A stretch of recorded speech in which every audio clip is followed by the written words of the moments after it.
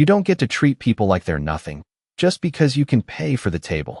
The words hang in the air, sharp, steady, impossible to ignore, and for a moment, the entire restaurant forgets how to breathe. Silverware pauses mid-air, a glass stops just short of a sip, and even the low hum of conversation dies into a stunned silence. No one expected that voice to come from her. Not from Lily Carter. 2 minutes earlier, the place had been alive in that effortless, polished way only a high-end Manhattan restaurant could manage. Soft jazz curled through the room, warm amber lights reflecting off polished marble tables, every plate arriving like a small piece of art. Lily moved through it all with quiet precision, balancing a tray on one hand, weaving between tables in worn black flats that had seen better days. Her uniform was pressed, but the fabric had thinned at the seams, a small detail no one noticed or cared to. Except her. She always noticed. She always noticed everything. Table 12 had been hers the moment he walked in. He didn't look like trouble. Not at first. Just another man in a simple dark jacket. No watch flashing wealth. No loud presence demanding attention. But there was something about the way he looked around. Not impressed, not distracted, just measuring. Like he was quietly taking inventory of every flaw the room tried to hide. Lily had greeted him with the same careful smile she gave every guest. "Good evening. Can I get you started with something to drink?" He barely glanced at the menu. "Water. No ice. And make sure the glass is actually clean." It wasn't what he said. It was how he said it. Flat. Dismissive. Like he expected disappointment. Lily nodded anyway. Of course. She'd walked away, steady on the outside, even as the familiar weight settled in her chest. Rent due in 3 days. Double shift tomorrow. Manager already watching her too closely after last week's complaint. She couldn't afford another one. Not tonight. Not ever again. When she returned, he didn't thank her. Just took a sip, set the glass down, and frowned slightly, as if confirming something only he could see. Around them, the restaurant continued its quiet rhythm. A couple laughed softly near the window. An older woman thanked Lily for adjusting her chair earlier, her hand still resting over the folded napkin with a grateful smile. Lily smiled back. She always did, even when no one was looking, especially then. But at table 12, the tension had already begun to coil. He ordered, specific, precise, almost surgical in detail. Sauce on the side. Steak medium rare, but not too rare. Vegetables steamed, not sautéed. Each instruction delivered like a test. Lily wrote it all down without missing a beat. "Got it. I'll make sure it's exactly right." His eyes flicked up at that. Not impressed. Not reassured. Just curious. When the plate came out, it looked perfect. It always did here. Lily placed it down carefully. "Let me know if there's anything else you need." She didn't even take a full step back before his fork pressed into the steak, before his expression hardened, before the moment cracked. "This is what you call medium rare." His voice wasn't loud yet. Not quite. But it carried. Heads turned, just slightly. Lily's pulse jumped. "I'm sorry, sir. I can have the kitchen fix that right away." He let out a short, humorless breath. "Or you could learn how to do your job the first time." There it was. The shift. The invisible line crossed. A few tables went quiet. Lily felt it, the heat rising to her face, the weight of eyes she couldn't meet. Her manager glanced over from across the room, already tense. One complaint. That's all it would take. Lily swallowed, forcing her voice to stay even. "I understand. I'll take care of it immediately." She reached for the plate. He didn't let go. Not yet. His fingers stayed on the edge, holding it in place just long enough to make a point. "Do you?" he said quietly, but now the edge was unmistakable. "Because it seems like you don't take much seriously." And something inside her, tired, worn down, stretched too thin for too long, finally refused to bend. The room does not move, but something inside Lily does. His fingers still rest on the edge of the plate, not gripping hard, just enough to hold control, just enough to remind her who is supposed to have it. Her hand pauses. Midair, hovering inches from the dish, and for a second she considers the easier path, the one she has taken 100 times before, apologize again, lower her eyes, take the blame, fix the problem, disappear. That is how people like her survive places like this. Quiet, invisible, replaceable. She feels her manager watching now, feels the silent pressure building from across the room, a warning without words. Do not escalate. Do not lose this table. Do not lose this job. Her heartbeat quickens, steady but loud in her ears, and she becomes aware of everything all at once. The faint clink of a fork 2 tables over, the low hiss from the kitchen doors swinging open, the soft shuffle of someone shifting in their seat to get a better look. They are all waiting, not for her to win, just to see how she will fold. Lily slowly lifts her gaze to meet his. Up close, his expression is not angry in the way she expected. Not explosive, not careless. It is controlled, intentional. Like every word he has said was placed exactly where he wanted it to land. That realization settles heavier than the insult itself. This is not just frustration. This is a test. And she is the one being measured. Her fingers curl slightly, not around the plate, but into her palm, grounding herself. Sir, she says, her voice still even, but no longer soft. I take my job seriously. He tilts his head a fraction, as if studying a detail he had not noticed before. Do you? He asks, almost quietly now. The question lands differently this time. Not loud, not sharp, but sharper than before because of it. Something flickers behind her ribs, something that has been building long before tonight. Through missed meals, through double shifts, through every moment she swallowed her pride just to make it to the next paycheck. She thinks of the older woman at table 6 who had thanked her like it mattered. She thinks of the tip she slipped back into that woman's hand when she realized it was too much for someone on a fixed income. She thinks of every time she chose to be kind when no one was watching, when it did not benefit her, when it cost her something. And suddenly, this moment feels different. Not like a risk, like a line. She gently but firmly removes her hand from the plate, letting it stay where it is under his fingers, choosing not to fight for it, choosing something else entirely. I do, she says, meeting his eyes fully now. And that is exactly why I am standing here trying to fix this instead of pretending it is not a problem. A murmur ripples faintly through the nearby tables, subtle, uncertain, but there. His gaze sharpens, just slightly. Not anger. Interest. Real interest. Then fix it, he says, leaning back a fraction in his chair, releasing the plate at last. The shift is small, but it is there. Control, loosened just enough to see what she will do next. Lily picks up the dish, her hand steady now, but she does not step away immediately. Not this time. Not before she finishes. I will, she replies, her voice clear, carrying just enough to be heard without raising it. But I am not going to let you talk to me like I do not care. Because I do. The words settle into the space between them, not loud, not dramatic, but solid, unmovable. For a brief second, no one speaks. Not him, not the manager, not the guests who had been watching from the edges of their plates. And then Lily turns, walking toward the kitchen doors with measured steps, feeling every eye on her back, but not shrinking under it. Behind her, the silence does not break right away. It stretches, lingers, as if the room itself is trying to understand what just happened. And at table 12, the man who had come in expecting disappointment watches her go, his expression unreadable now, but something in it has shifted in a way even he did not anticipate. The kitchen doors swing closed behind Lily, muting the tension of the dining room into a dull hum. But it does not disappear.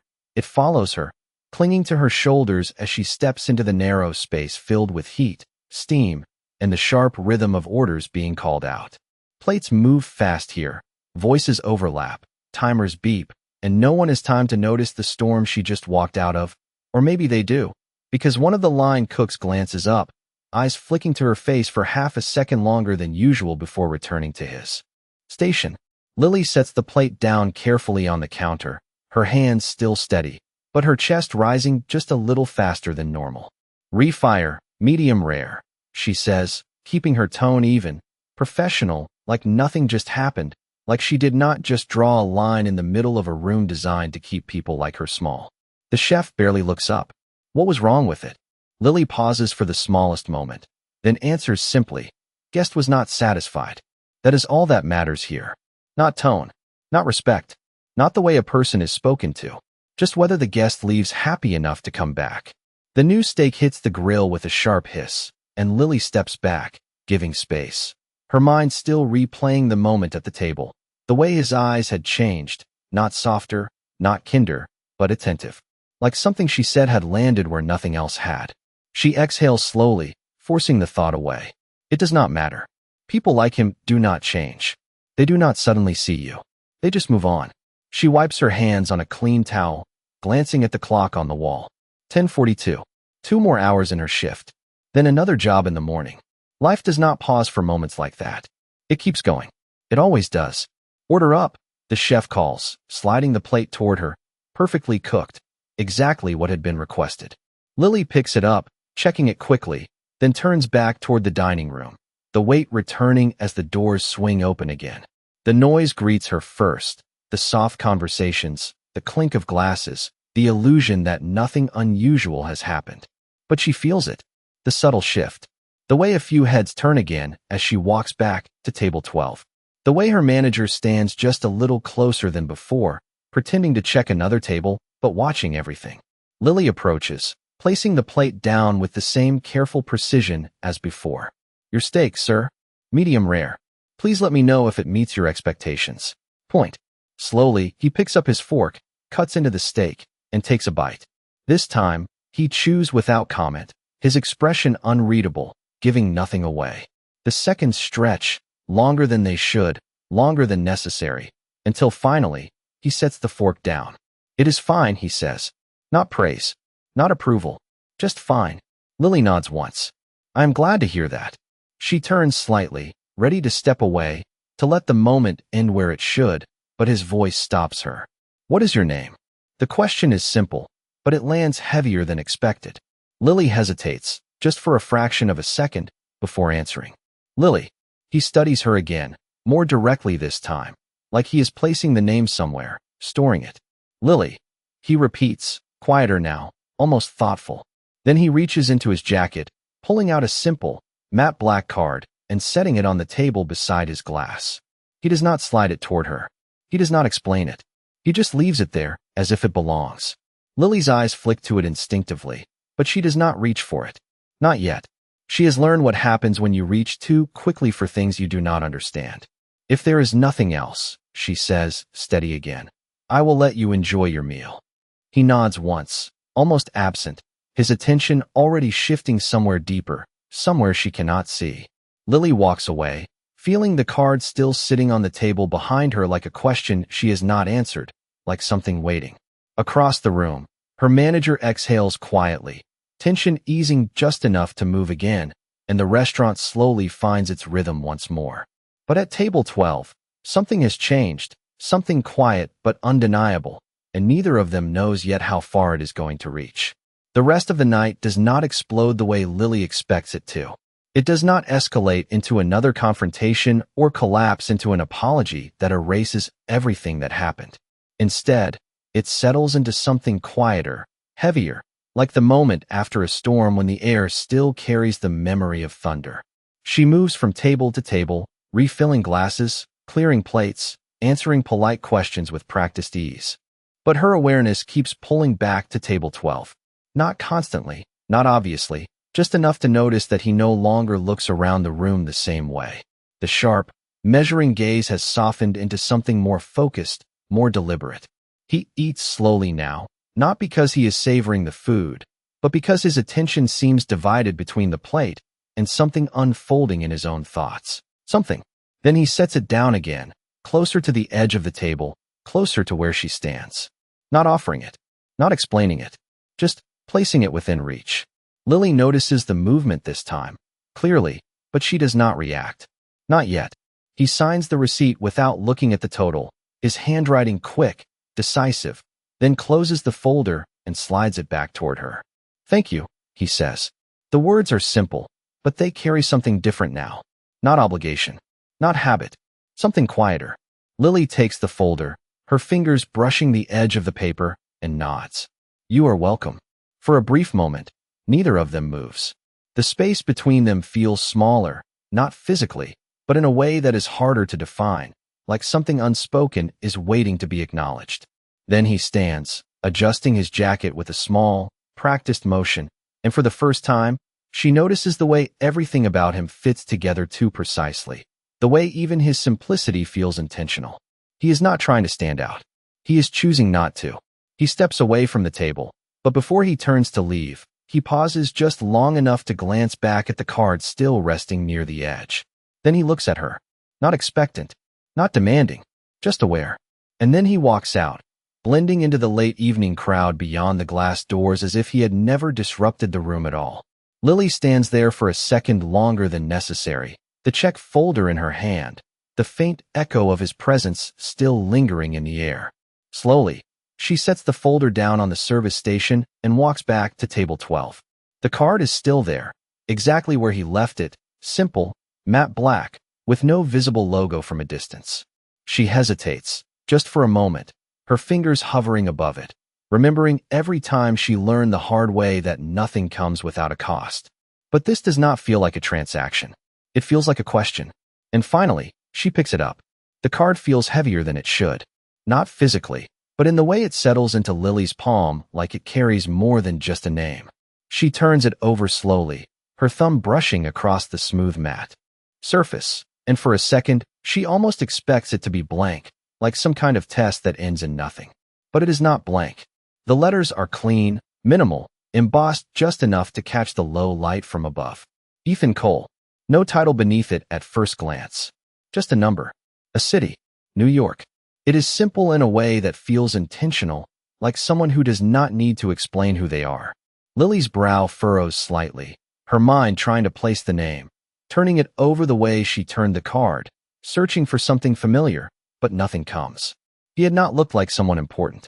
That was the strange part. No expensive watch catching the light, no designer label that announced itself, no attitude that demanded attention in the obvious ways she had learned to recognize.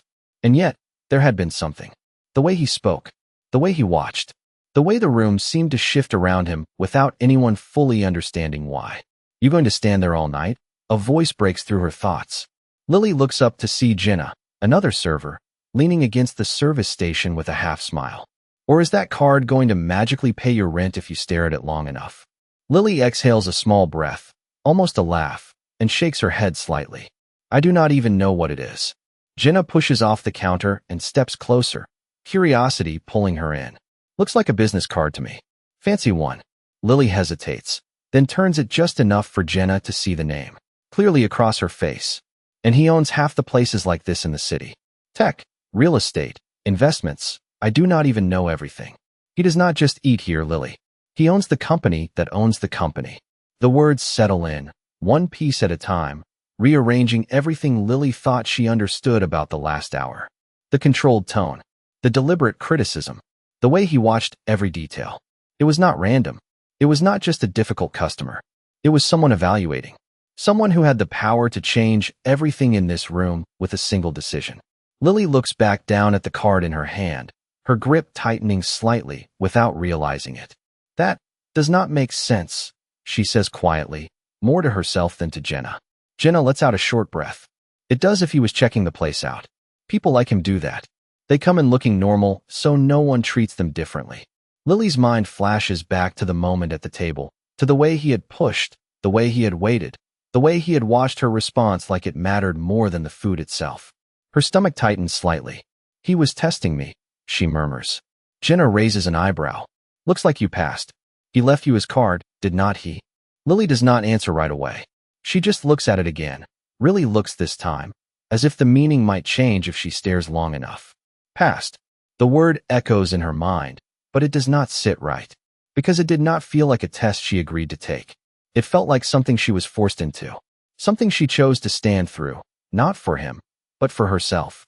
She slips the card into the small pocket of her apron, the motion slow, deliberate. I did not do anything for him, she says finally. Jenna studies her for a moment, then shrugs lightly. Maybe not, but he noticed anyway. Lily nods faintly, but her thoughts are already moving somewhere else, past the name, past the explanation, to something quieter and harder to define. Because now the card is no longer just a question. It is a door, and she is not sure if she wants to open it. The rest of Lily's shift passes in a blur that feels both too fast and too slow at the same time. Orders come and go, plates are cleared, checks are closed, but everything she does carries a new layer beneath it, a quiet awareness that something has shifted in a way she cannot ignore. Every time her hand brushes against the small pocket of her apron, She feels the edge of the card, a reminder that the man from table 12 was never just another difficult customer. By the time the clock hits 11:58, the restaurant has emptied to a soft hush. Chairs are stacked, lights dimmed slightly, and the last few staff members move through closing routines with the tired rhythm of people who have done this too many times to think about it anymore. Lily finishes wiping down her final table, her movements slower now, the weight of the day finally settling into her shoulders. You still thinking about it? Jenna's voice comes from behind her, quieter this time, less teasing, more curious. Lily does not turn right away. She runs the cloth across the table one last time, then folds it neatly before answering. I do not know what I am thinking. Jenna leans against the edge of a chair, arms crossed loosely. You could call him. The suggestion lands simply, but it feels anything but simple. Lily lets out a small breath, almost a laugh, but without humor. And say what? Thank you for yelling at me in front of a room full of people. Jenna shrugs. Or thank you for noticing you did not back down. People like him do not leave cards for no reason. Lily finally turns, meeting her eyes. That is exactly the problem. I do not want to be something he noticed because I passed some kind of test. The words come out more firmly than she expects, but once they are there, they feel right. Jenna studies her for a second, then nods slowly. Fair enough, moving completely. Her hand slips into her apron pocket, pulling out the card again, sharp, the same as every weekday. And for a moment she just lies there, staring at the ceiling, letting the quiet settle around her. Then reality returns, steady and unavoidable. Rent, bills, the early shift at the diner across town. Nothing has changed. Or at least, that is what she tells herself. She sits up slowly, running a hand through her hair, and as she reaches for her jacket draped over the chair, her fingers brush against something in the pocket. The card. It is still there, exactly where she left it. She pulls it out, holding it between her fingers in the soft morning light. Ethan Cole. The name feels less distant now, less like something abstract, and more like something real that has somehow crossed into her life without permission.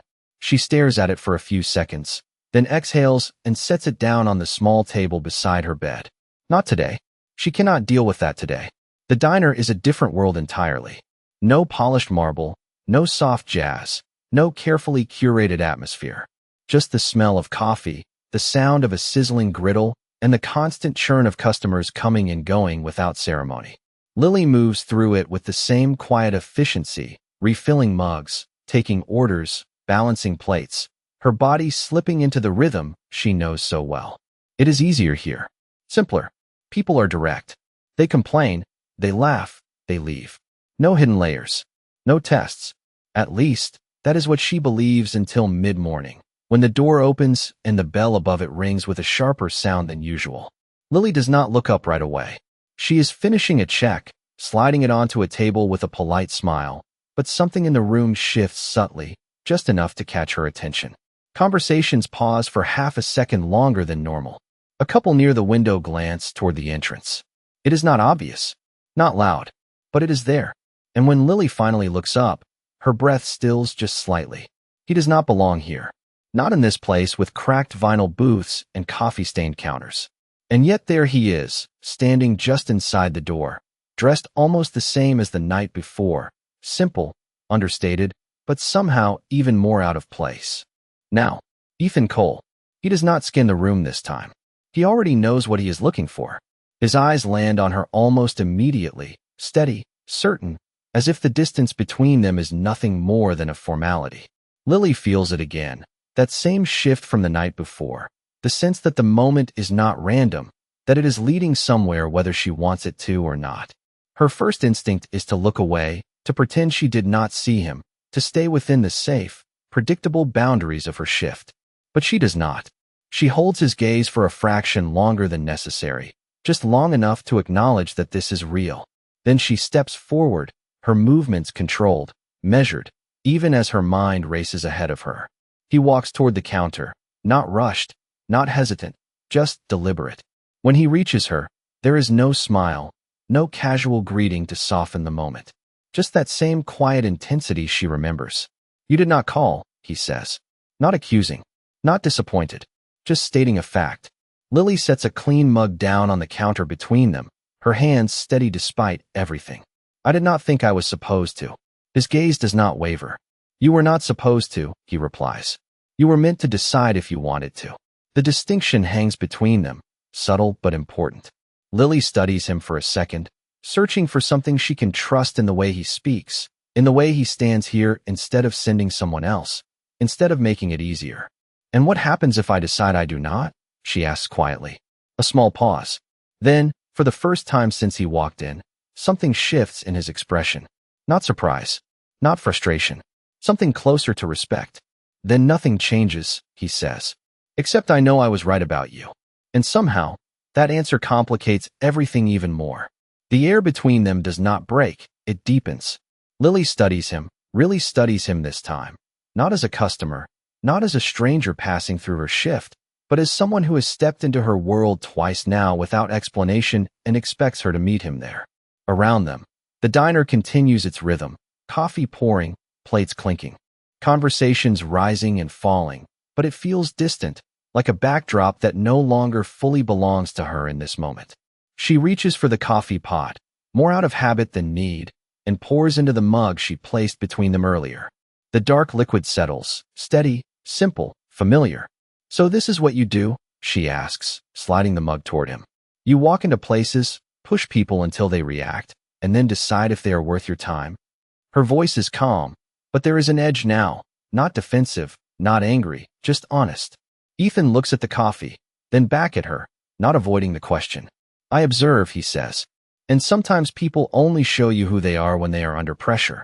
Lily lets out a quiet breath, almost a short laugh, but there is no amusement in it. And you think that makes it fair? He does not answer immediately. He picks up the mug, takes a small sip, as if considering the taste, the moment, the weight of her question. No, he says finally.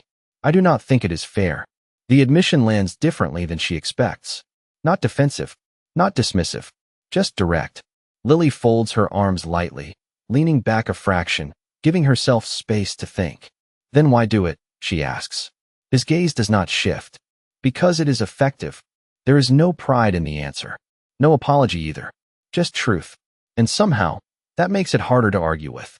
Lily looks away for a second, her eyes drifting to the window, where the morning light catches on passing cars, ordinary people moving through ordinary days without realizing how easily everything can change in a single moment.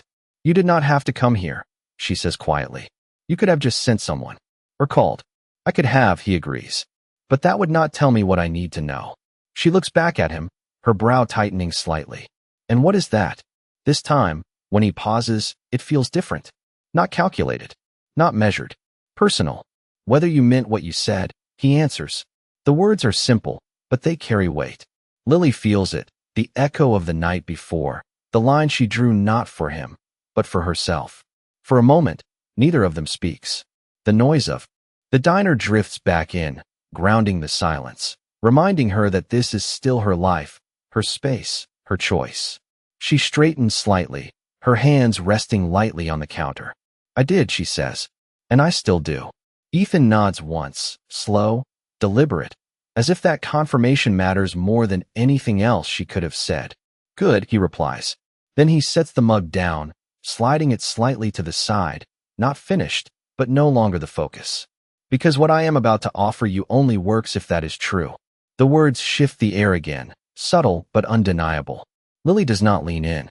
She does not react immediately. She just watches him, steady, waiting, not eager, not afraid, just choosing to hear him out on her own terms.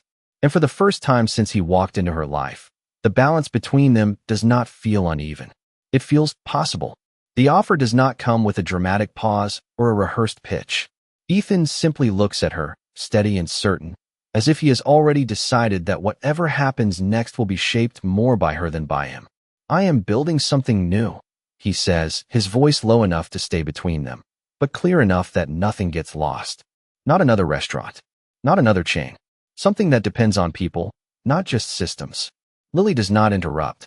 She listens, but she does not lean in, her posture still grounded behind the counter, still anchored in the life she knows. And you think that is me? She asks. There is no disbelief in her tone, just a need for clarity. Ethan nods once. I think you understand something most people forget. That respect is not a policy. It is a choice, and it shows when it is difficult. The words settle slowly, not as flattery, but as recognition. Lily feels it, the difference between being praised and being seen. So what exactly are you offering? She asks. He does not hesitate this time. Training. A position. Not at the bottom, not at the top. In the middle, where decisions actually get made. You would learn how everything works, and you would have the authority to change what does not. Lily's fingers rest lightly on the edge of the counter, her mind moving ahead of his words. Mapping out what that would mean, the hours, the expectations, the pressure, the shift from surviving each week to shaping something bigger. And why me? She asks again, because that question has not gone away. Ethan's expression does not change, but there is something quieter in his voice now. Because you did not adjust yourself to make the situation easier, he says. You kept your standard, even when it cost you something. Lily lets that sit for a moment, then shakes her head slightly. It did cost me something, she says. It could have cost me everything. And you still did it, he replies. There is no argument in his tone, just a statement of fact. The diner noise drifts in again. Someone calling for a refill, a chair scraping against the floor, life continuing around them, unaffected by the decision that is slowly forming in the space between them. Lily looks down at her hands for a second, then back up at him. What happens if I say yes? She asks. Ethan considers that, not because he does not know the answer, but because he chooses how to say it carefully. Then you start with me tomorrow, he says. Not as an employee who follows instructions, as someone who questions them. The idea feels unfamiliar, unstable, but also real in a way nothing else has felt in a long time. Lily exhales slowly, her shoulders relaxing just enough to show that she is not afraid, just thoughtful. And what happens if I say no? She asks, even though she already knows part of the answer. Ethan's gaze remains steady. Then you keep doing exactly what you are doing, he says. And I leave knowing that I met someone who does not need what I am offering to know her own value. The words land softer than she expects, not a loss, not a missed chance, just a different path that still holds its own weight.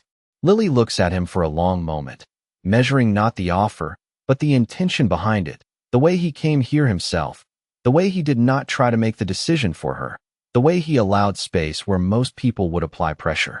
Finally, she nods, once, small but certain. Then I will say yes, she says. Not quickly, not impulsively, just clearly. Ethan does not smile immediately. He just studies her for a second longer, as if confirming that the decision is real, that it belongs to her.